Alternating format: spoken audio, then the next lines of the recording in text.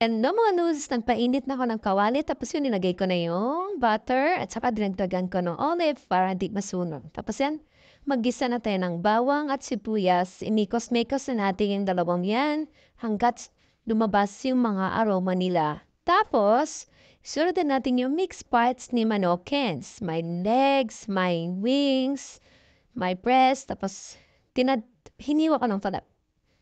Tapos pakuluan natin hanggang sa maluto yan. Tapos lagyan na natin ng seasoning granules, paminta, tapos yung juice ng pineapple chunks. Dinagdag ko rin, dagdag lasa. Tapos mikos-mikos natin yan.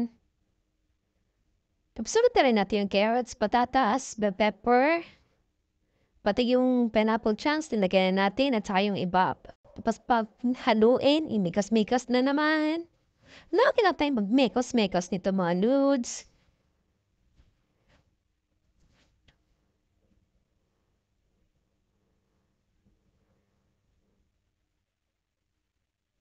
Tapos nilagay yung last na yung ibap.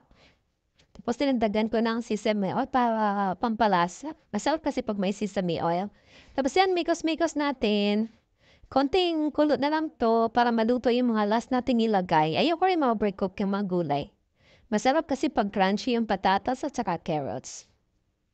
Tapos tikman muna natin kasi baka matabang. O matabang nga, kaya dinagdagan ko ng asin. Konting asin, wala kasi akong patis.